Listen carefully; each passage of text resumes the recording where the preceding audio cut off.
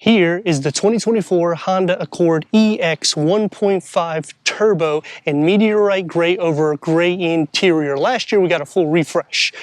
With the Turbo, you only get 2 trims. With the Hybrid, you get 4 different trims, and I'm going to go over the different trims, the comparable rivals, pros and cons, and the problem that I have with the Turbo. I'm Anthony from Hawkeye Rides. All trims are going to get LED headlights that will integrate into the refresh grille from last year. Gloss black elements is going to highlight the larger Honda badging, and the lower is going to get the horizontal bars that integrate into a lip onto the side, so it gives a sporty style. And Honda engineered this vehicle to look like a European fastback design on the exterior, and I think they nailed it with that style. Underneath the hood is going to house the 1.5 liter turbocharged 4-cylinder, producing 192 horsepower and 192 pound-feet of torque, paired to a CVT transmission, achieving 29 mpgs for the city, 37 mpgs for the highway.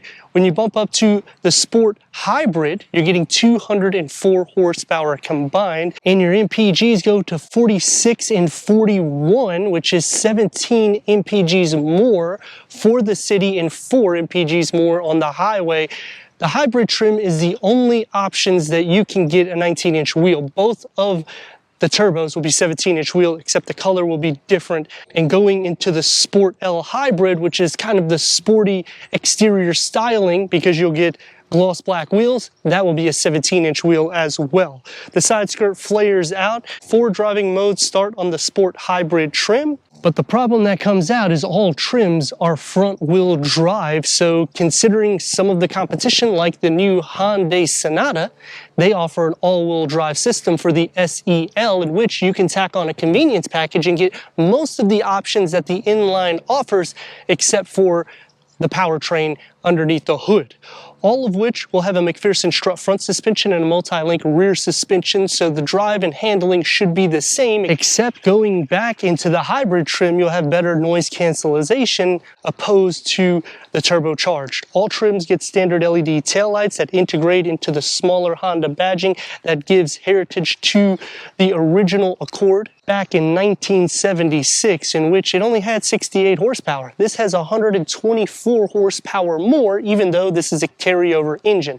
The lower doesn't receive any exhaust outlets, and because they only offer 2 trims, I kind of wish that I had a dual exhaust outlet setup so it look a little bit more sporty, or case it similar to the Sonata where it bulges out a little bit more so it looks a little bit more athletic. Quick release, going into 16.7 cubic feet of storage, bag holders on the side. Underneath the floor, gets the jack in. There's a spare tire tucked underneath there. You can split fold the rear bench in the back. Because I'm tall, I'm gonna just go inside. You're gonna have a little bit of a lip, but I like that you can do everything from the trunk because it makes it easier to load anything into the cargo.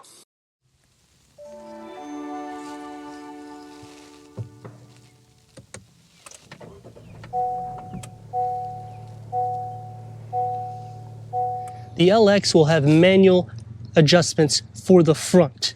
EX gets 10-way power seat adjustment for the driver with cloth seats and heated front seats. The EXL Hybrid gets the leather and heated seat, and the Touring Hybrid will get ventilated front seats. Headroom and leg room.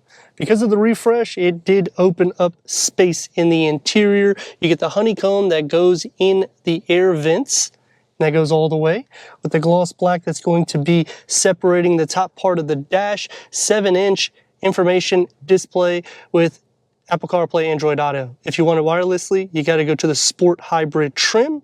AM, FM, streaming Bluetooth audio, put it into reverse, and you get a reverse camera that expands out. You can change the way the camera is laid out. Dual climate control comes standard on the EX. The LX will only get a climate control, 2 USB ports, and a large storage pocket that you can fit 2 cell phones.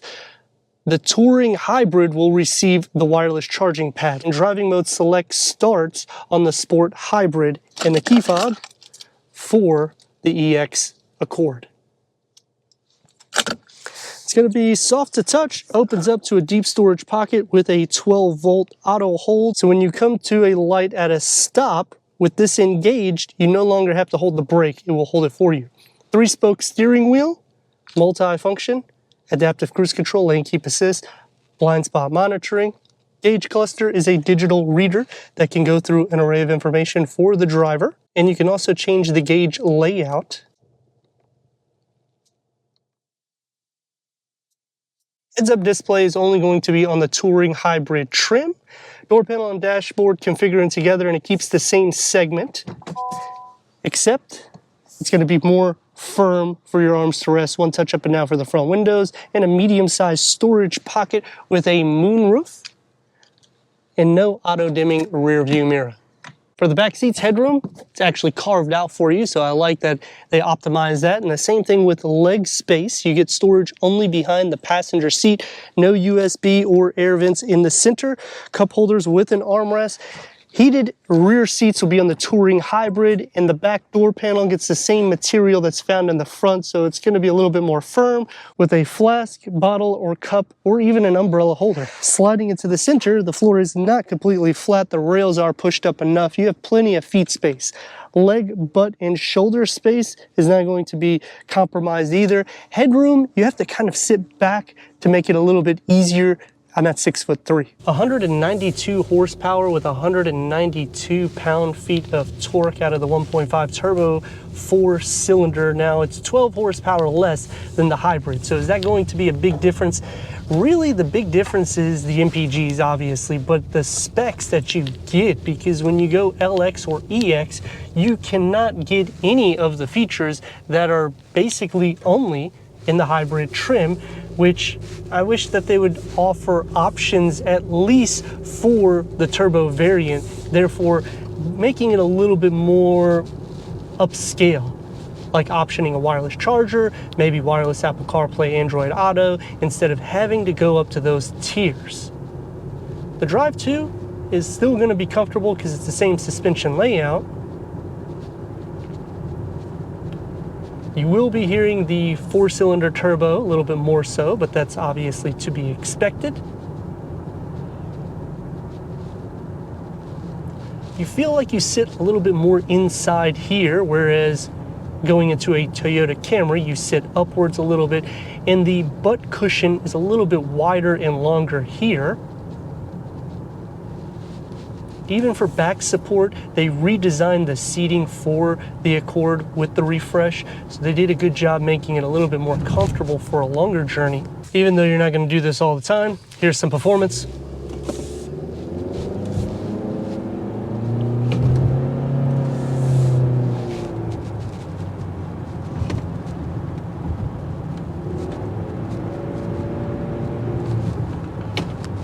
It feels quick. You're not going to receive any paddle shifts, but you get the S, which basically will tick up the RPM, so that way you can get on it a little bit more so. So it is going to keep up with everybody on the road, in which that's what these vehicles are designed to do. The seat cushion is going to be a little bit wider also compared to the new Sonata. That one's going to contour to your body a little bit more so kind of sporty, especially when you get into the inline, but it's not something that feels where you're going to be tired or you're going to have some back problems after driving the vehicle. Windows all around you are large, so visibility is good, plus you have blind spot monitoring. It's going to take me to some pros and cons. Starting off with the pros is we still at least receive a turbocharged 4-cylinder. Not a huge fan of the 1.5 liter, only because power, you can feel a little bit of that when you're pushing the gas, especially on an incline.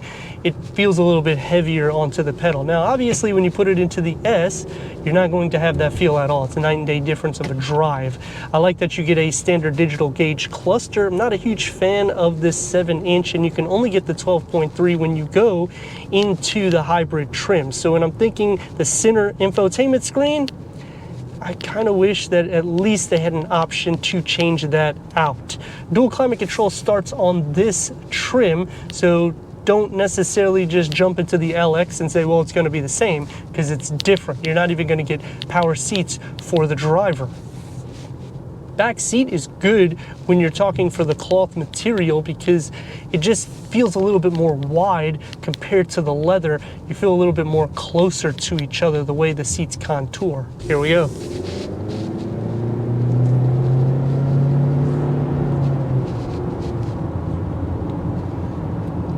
Actually feels pretty quick, and because you're getting more of an exhaust note that doesn't sound as artificial as the hybrid, it feels a little bit sporty.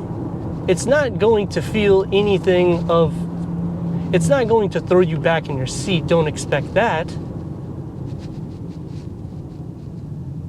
Some other cons is you do not receive Sirius XM or HD radio. There's no way you can get the Bose. That is only going to be on the hybrid trim.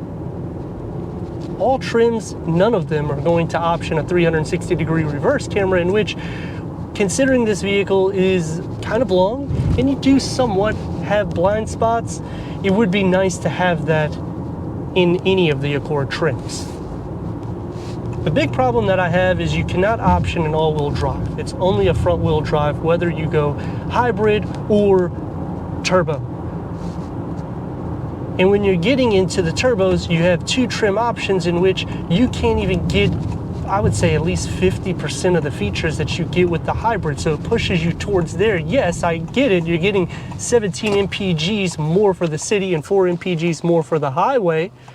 But maybe I want the turbocharged engine, and I don't want to have to go hybrid because maybe I'm concerned about the longevity of the battery, because when those go bad, typically it can cost anywhere from 3 to 7 grand. Turn radius is about 2 lanes.